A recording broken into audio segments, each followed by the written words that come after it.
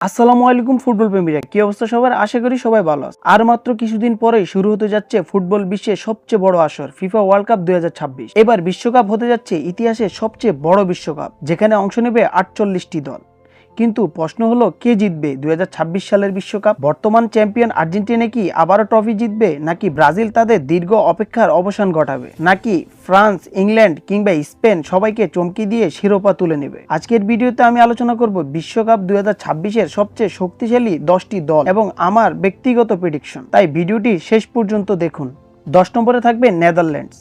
Netherlands সবসময় বড় টুর্নামেন্টে বিপজ্জনক দল। তাদের স্কোয়াডে রয়েছে অভিজ্ঞতা এবং তরুণ প্রতিভার দারুণ সমন্বয়। যদিও তারা ফেভারিটদের তালিকায় একদম উপরে নেই, কিন্তু নকআউট পর্বে যে কোনো দলকে হারানোর সামর্থ্য রাখে। 9 নম্বরে থাকবে উরুগুয়ে। উরুগুয়ে বর্তমানে নতুন প্রজন্ম একটি শক্তিশালী দল তৈরি করেছে।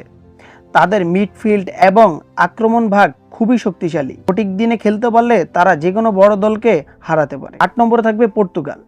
ক্রিস্টিয়ানো রোনালদোর যুগ শেষের দিকে হলেও পর্তুগালের প্রতিভার অভাব নেই।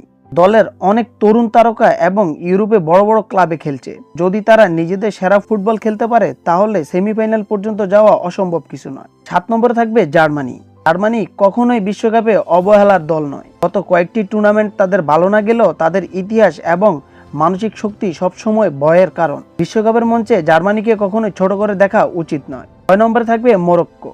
মরক্কো নিয়ে বেশি কিছু বলতে চাই না। এই দলটি গত বিশ্বকাপে কি খেলা খেলেছে সবাই কিন্তু দেখছেন। তো এবারও তারা আশা করি তাদের সেরাটা দিলে ভালো কিছু করতে পারবে। 5 নম্বরে থাকবে স্পেন। স্পেন বর্তমানে বিশ্বের অন্যতম সেরা তরুণ দল।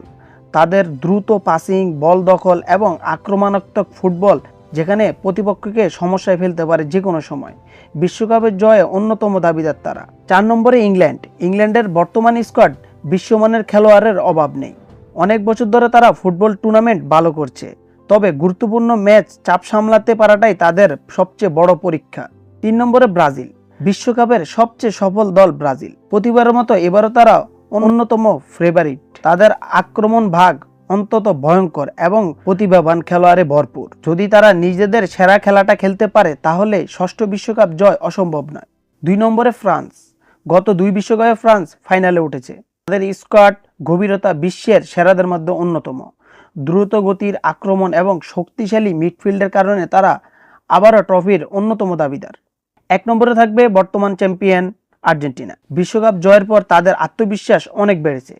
তাদের দলে এখন অভিজ্ঞতা এবং তরুণ খেলোয়াড়ের দারুণ সমন্বয় রয়েছে।